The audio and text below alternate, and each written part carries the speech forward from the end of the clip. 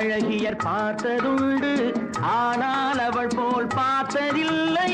ஆயிரம் அழகியர் பார்த்ததுண்டு, ஆனால் அவள் போல் பார்த்ததில்லை. வா வா என்பதை வெளியில் சொன்னாள், மௌனம் என்றொரு மொழியில் சொன்னாள்.